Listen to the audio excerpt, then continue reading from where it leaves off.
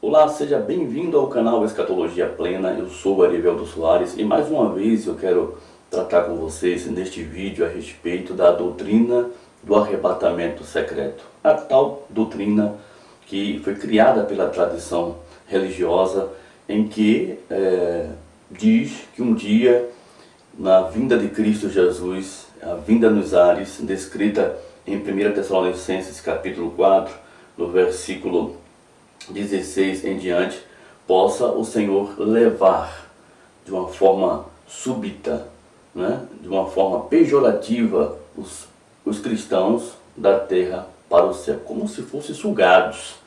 Então vejam, pessoas de corpos humanos, físicos, corpos do pecado, sendo levados para sempre para estar com o Senhor. Com certeza essa doutrina carece grandemente de um entendimento bíblico para que possamos assim estar unidos àquilo que realmente o apóstolo Paulo estava tratando quando ele se dirigiu aos irmãos tessalonicenses. Então, Jesus Cristo veio, o arrebatamento ocorreu, e é por isso que você está aqui. É justamente disso que queremos tratar no nosso vídeo. Vejam só, em 1 Tessalonicenses capítulo 4, no versículo 16, o apóstolo Paulo diz assim: porquanto o Senhor mesmo, dada a sua palavra de ordem, ouvida a voz do arcanjo e ressoada a trombeta de Deus, descerá dos céus, e os mortos em Cristo ressuscitarão primeiro. Então, o apóstolo Paulo esclarece que o Senhor, em sua vinda, daria prioridade aos mortos, aqueles que estavam no Hades, e ali eles seriam recebidos para sempre com o Senhor. Então era eles que teriam a prioridade. Esses não estariam esquecidos. E em seguindo, o apóstolo Paulo continua dizendo: depois nós, olha só, depois nós, os vivos, os que ficarmos, seremos arrebatados juntamente com eles entre nuvens para o encontro do Senhor nos ares. E assim estaremos para sempre com o Senhor. Então o apóstolo Paulo agora chama a atenção da igreja que aquele tempo estava realmente bem próximo. Quando ele diz, depois nós, os vivos, depois nós, quem? A igreja presente do século 21, nós, irmandade da fé em Cristo do século 21, não.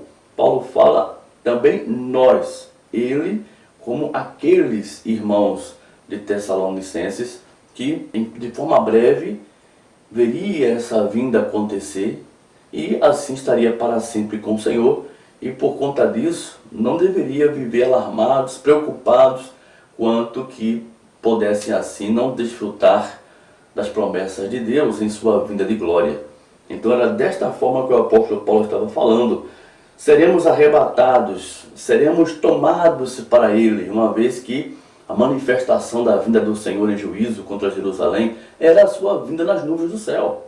Então ele vindo nas nuvens do céu, estaria assim tomando para si a sua igreja, tomando para si a sua noiva, e assim desposando-a e vivendo para sempre com o seu Senhor. Assim foi a igreja, em todo o primeiro século, onde viviam a expectativa, e então na vinda do Senhor de glória, gloriosamente, poderão assim desfrutar gloriosamente do reino dos céus. E assim se conclui a vinda do Senhor nos ares, e o tal arrebatamento que a igreja persiste em ainda ficar dizendo que seja de forma pejorativa, de corpos humanos saindo da terra para o céu, para estar para sempre com Deus.